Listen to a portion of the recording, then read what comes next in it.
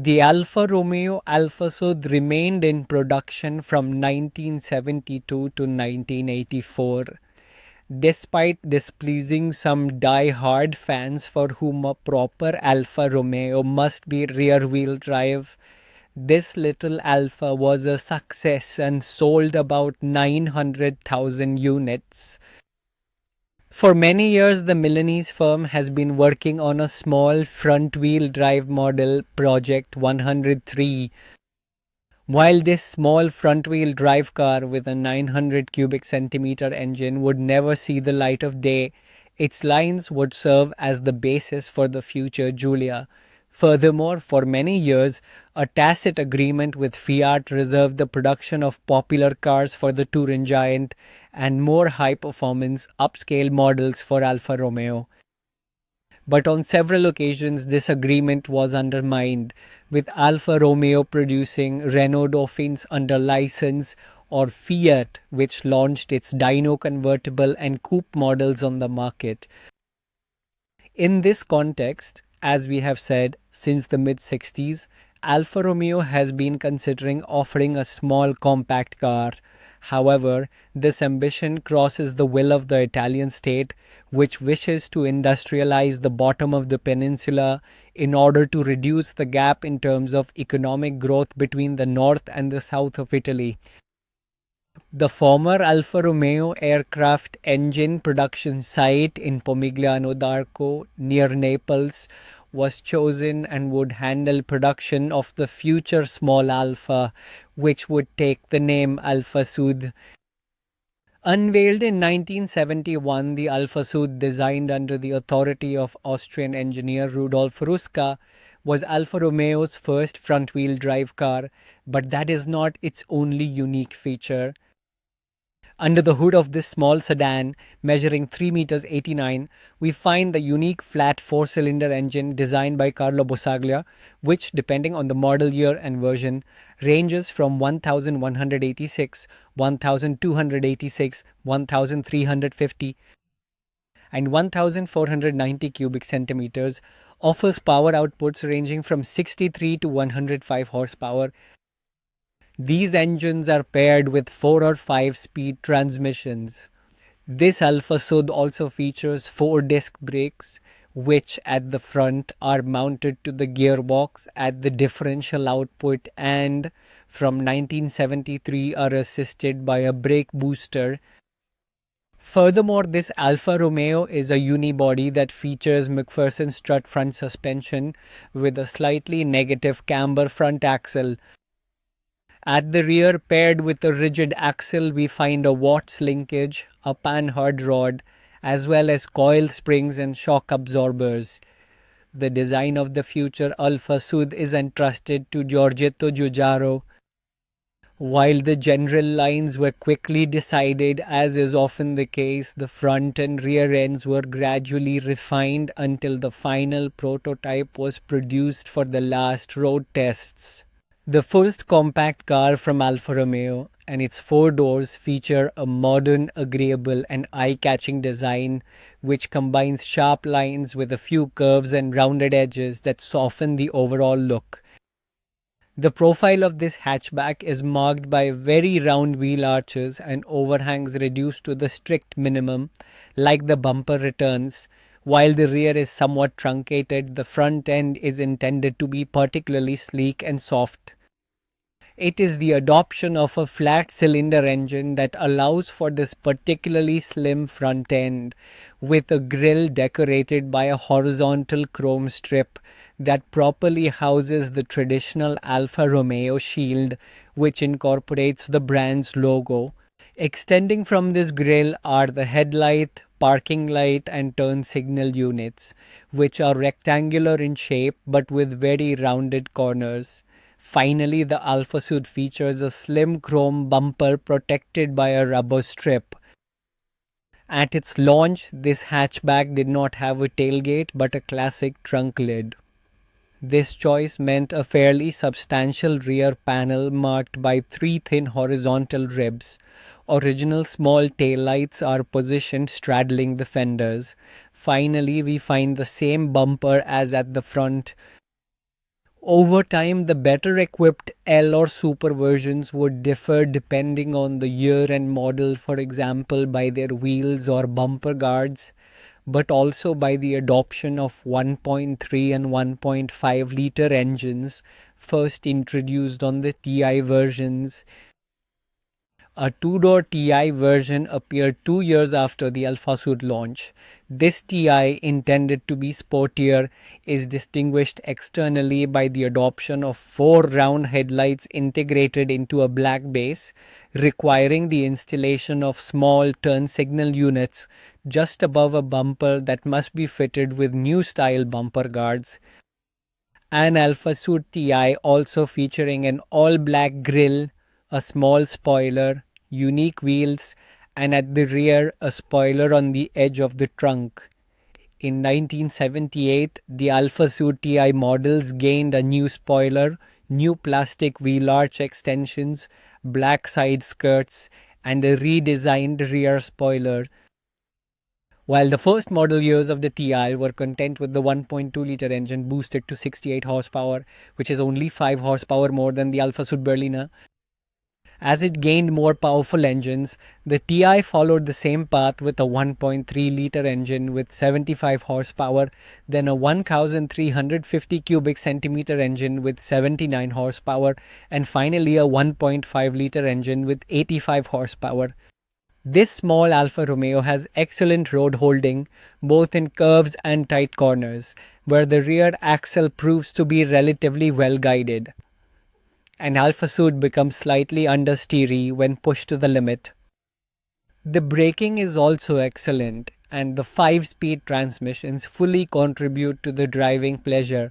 Finally, for these engine sizes, the performance is far from ridiculous.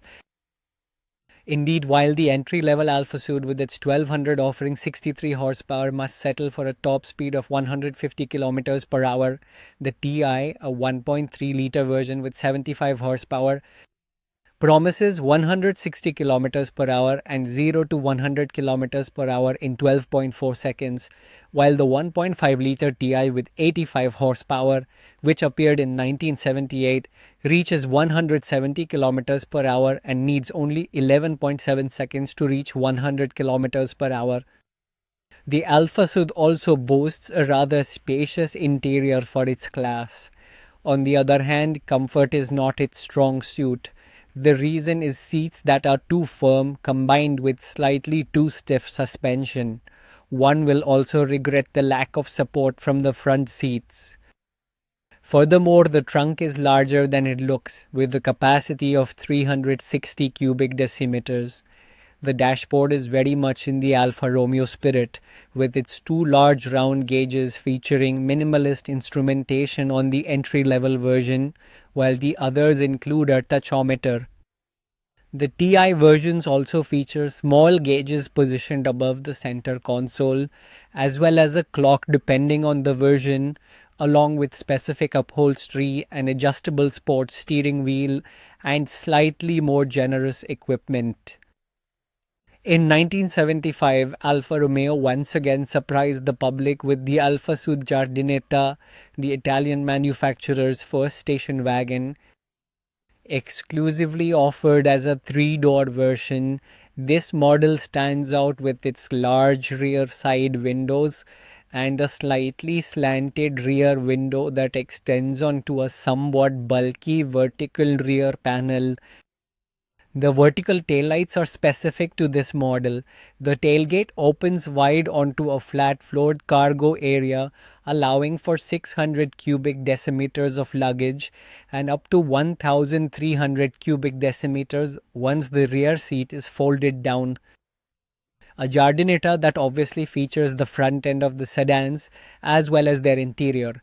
This station wagon, which will not be entitled to a TI version, will be marketed with the 1263 horsepower engine, the 1368 horsepower engine, and the 1351 cubic centimeter 71 horsepower engine.